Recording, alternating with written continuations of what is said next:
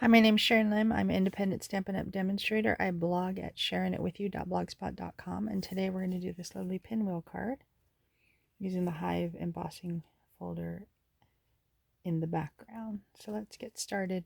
I'm going to start with a card base, measuring 5.5 by 8.5, scored at 4.25. We're going to use a piece of cardstock, measuring 4 by 5.25.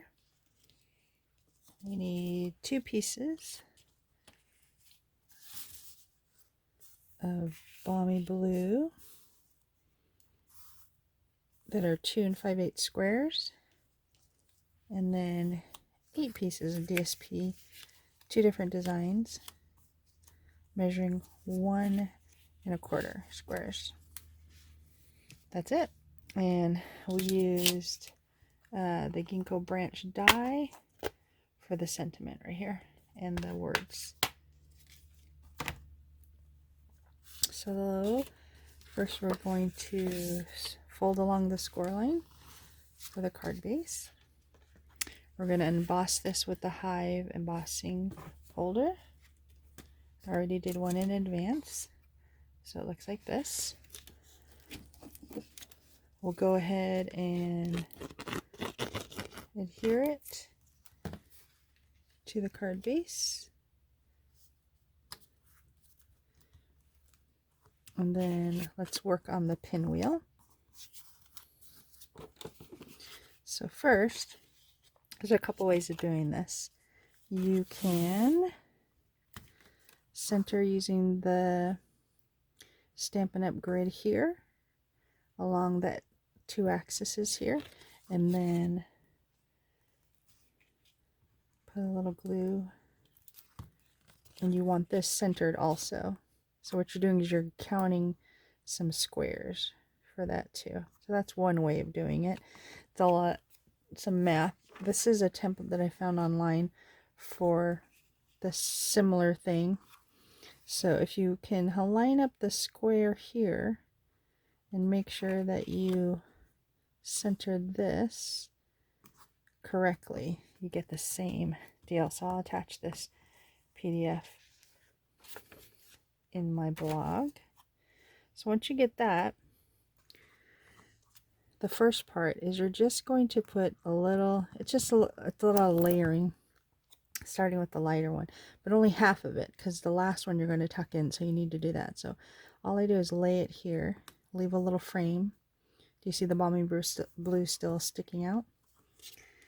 Then you keep alternating your DSP. So I'm going to do dark on each corner, then light,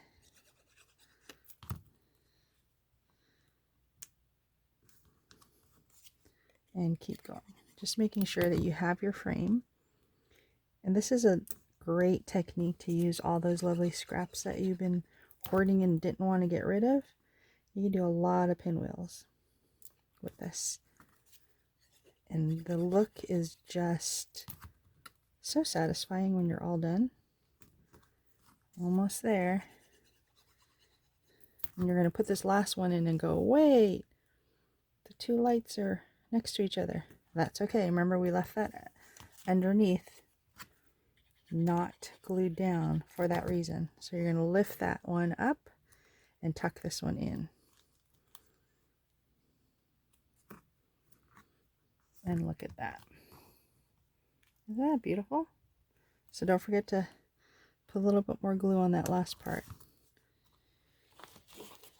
Then I went ahead and punched out a circle. You can get that from any punch. Some of the dies, like the Give It a Whirl, has a small circle for the center. Oops. Oh, there's not enough glue.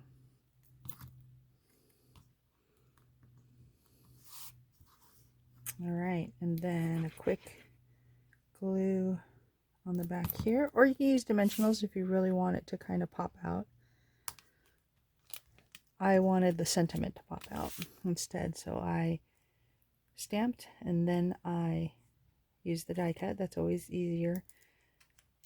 Release, taking the mini dimensionals or release paper off. And there you go.